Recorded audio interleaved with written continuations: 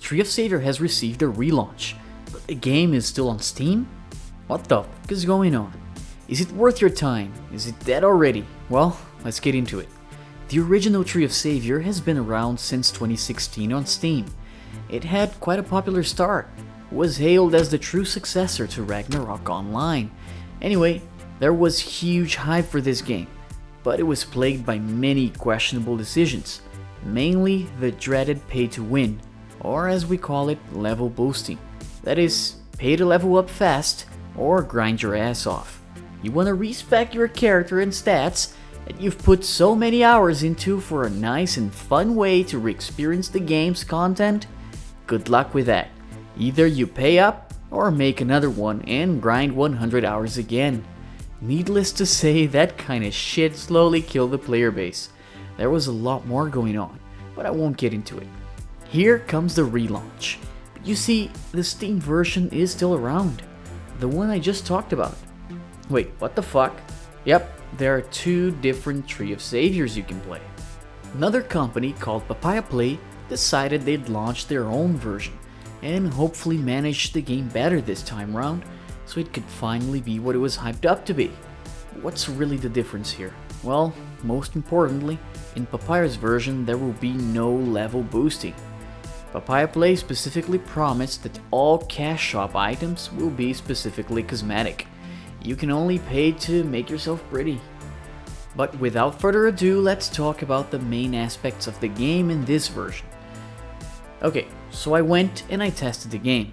The last time I played TOS was a long time ago, and let me tell you something, the pure gameplay is phenomenal. What I mean is the simple walking around and combat are extremely enjoyable. Considering isometric 2D RPGs, it reigns supreme for me. I never played anything quite like it, and that hasn't changed even now. What has changed, and for the better might I say, is the difficulty.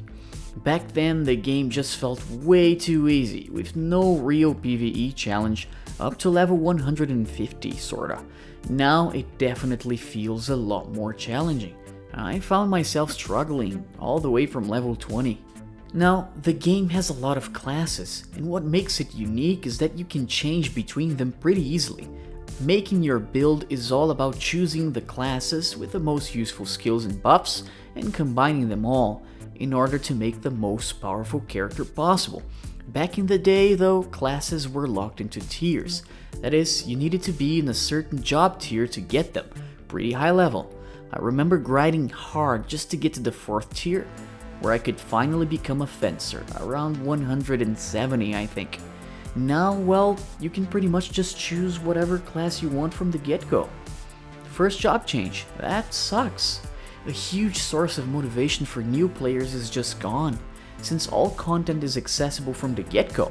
It's sorta like a trend of the new generation of gamers as well. Everything is just granted to you with no effort whatsoever. People admonish the grind, and they're just addicted to dopamine. Anyway, with so many classes, let's not forget how overwhelming and confusing that can be when you have 30 plus classes right there for you to pick at about 1 hour of play. It just does not feel tailored for new players at all. And that's a big misstep, especially if you consider it is a relaunch, so a huge share of the people playing would be new players. That's the intent, right? Now mind you, this is also the case in the Steam version. They seem to have changed a few systems as well. For example, there are no more XP cards.